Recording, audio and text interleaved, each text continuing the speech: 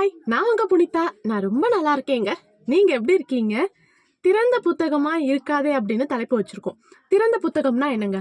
ஒரு புக்கு ஓப்பனா இருக்கு அப்படின்னா நம்ம எல்லாருமே அதை ஈஸியா படிக்க முடியும், புரிஞ்சுக்க முடியும், ஈஸியா அடுத்து யூஸ் பண்ணிக்க முடியும். கரெக்ட்டுங்களா?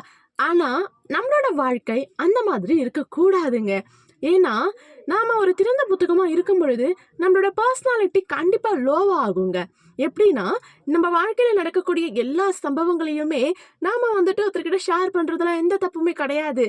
ஆனா எல்லார்கிட்டயும் ஷேர் பண்றோம் இல்லைங்களா? அது தப்பு. அதுவும் நம்ம ஒருத்தர்கிட்ட பேசுறோம், பழகுறோம், எப்படி பேசுறோம், எப்படி பழகுறோம், என்னெல்லாம் கொடுத்து வாங்கி இருக்கோம், அவங்க நமக்கு என்னெல்லாம் சொல்லியிருக்காங்க அட்வைஸ், நம்ம அவங்களுக்கு என்ன சொல்லியிருக்கோம், இது எல்லாத்தையுமே அப்படியே டிட்டோ இன்னொருத்தர்கிட்ட போயிட்டு எனக்கு அவங்க இதெல்லாம் பண்ணாங்க, எனக்கு அவங்க இதெல்லாம் செஞ்சாங்க, இது மாதிரி சொன்னாங்க, நான் இப்படி சொன்னேன் அப்படின்ட்டு நமக்கும் இன்னொருத்தருக்கும் இருக்கக்கூடிய அந்த ஃப்ரெண்ட்ஷிப் ரிலேஷன்ஷிப்பை இன்னொருத்தர்கிட்ட போயிட்டு அப்படியே சொல்றோம் இல்லைங்களா? இது வந்துட்டு நம்ம ஒரு திறந்த புத்தகம் அப்படிங்கிறத எடுத்து காமிக்குது. அதாவது இவங்க கிட்ட எந்த ஒளிவு மறைவுமே இருக்காது. இவங்க யார்கிட்ட என்ன பேசினாலும் அதை அப்படியே எடுத்துட்டு வந்து இன்னொருத்தர்கிட்டயும் ஷேர் பண்ணிடுறாங்க. ஸோ அப்போ நமக்குன்னு எதுவுமே இருக்காது. நம்ம எல்லாத்தையும் ஷேர் பண்றதுனால நமக்கு நல்ல பேர் கிடைக்குமான்னா கண்டிப்பா கிடைக்காது. நம்ம கேரக்டர் அங்க லோவாயிடுது. இது ஒரு லொடலொட வாயி. இவங்ககிட்ட எதுவுமே ஒளிவு மறைவு இருக்காது. எதை பேசணும், எதை பேசக்கூடாதுன்னே தெரியாது. யார் என்ன சொன்னாலும் அதை அப்படியே எடுத்துட்டு வந்து சொல்லிடுவாங்க.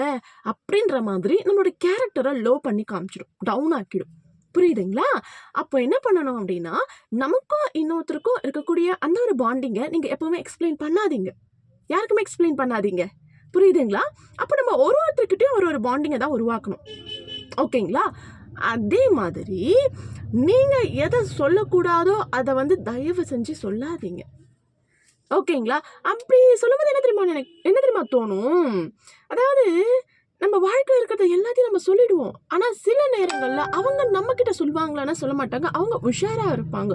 அந்த இடத்துல நமக்கு ஒரு வலி வரும். நம்ம மட்டும் எல்லாத்தையும் வந்து சொல்லிடுறோம். அவங்க மட்டும் வந்துட்டு ஒரு சீக்ரெட்டை மெயின்டைன் பண்றாங்க. அப்படி சொன்னா நம்ம என்ன கண்ணு வச்சிருவோமா? இல்லை நம்ம பொறாமப்பட போறோமா? அப்படின்ற மாதிரி நமக்கு தோணும். ஓகேங்களா? யாருமே பொதுவா வந்து பார்த்தீங்கன்னா ரொம்ப ஒரு சந்தோஷமான விஷயமாகட்டும், முக்கியமா சந்தோஷமான விஷயத்தை தான் பெருசா வந்து ஷேர் பண்ணிக்கவே மாட்டாங்க. புரியுதுங்களா? ஆனா நம்ம என்ன பண்ணுவோம்? ஷேர் பண்ணிடுவோம். சில சமயங்கள்ல அது நம்ம மேல கண்ணு வைக்கிறதுக்கு ஒரு வாய்ப்பா நம்மளே ஏற்படுத்திடுவோம். நான் இதை வாங்கினேன், நான் அதை வாங்கினேன், எனக்கு என் ஃப்ரெண்டு இதை கொடுத்தாங்க, என்னோட ரிலேட்டிவ் எனக்கு இதை கொடுத்தாங்க அப்படின்னு சொல்றப்போ கண்டிப்பா அது கண்ணு வைக்கிற மாதிரி ஆயிடும். ஓகேங்களா? ஸோ பெருமையா எதையுமே நீங்க ஓப்பனா சொல்லிக்காதீங்க. உங்களுக்கு இருக்கக்கூடிய துன்பத்தை கூட யாரோ ஒருத்தர் உங்களை ரொம்ப காயப்படுத்துறாங்கன்னா அவங்கள திட்டியோ சபிச்சோ வேற யார்கிட்டயுமே பேசிடாதீங்க. ஓகேங்களா? அப்ப வந்து நம்ம என்ன அவங்க கிட்ட நம்ம நெகட்டிவா பேசும்பொழுது அவங்களுக்கு நம்ம மேல ஒரு நெகட்டிவான ஒரு எண்ணம் வந்துடும். ஓகேவா? ஸோ என்ன பண்ணுங்கன்னா யாருக்கிட்டேயுமே உங்களுடைய கேரக்டரை லோவா காமிச்சுக்காதீங்க. நீங்க ஒரு திறந்த புத்தகமா இருக்காதீங்க. ஓகேங்களா? யாருக்கிட்ட என்ன பேசணுமோ, என்ன தேவையோ, எதை பேசணுமோ அதை மட்டும் பேசுங்க. அன்வான்டா எல்லாத்தையுமே சொல்லாதீங்க. இவங்க இதை சொன்னாங்க, அவங்க அதை சொன்னாங்கன்ட்டு இன்னொருத்தர்கிட்ட போய் சொல்லவே சொல்லாதீங்க. புரியுதுங்களா? உங்களுக்கும் ஒருத்தருக்கும் இருக்கக்கூடிய பாண்டிங் உங்களுக்குள்ள மட்டுமே தான் இருக்கணும். இந்த ஒரு வீடியோ உங்களுக்கு பிடிச்சிருக்குன்னு நினைக்கிறேன். பிடிச்சிருந்தா லைக் பண்ணுங்க. உங்களோட கருத்து என்ன கமெண்ட் பண்ணுங்க. முடிஞ்சா சப்ஸ்கிரைப் பண்ணுங்க. தேங்க்யூ.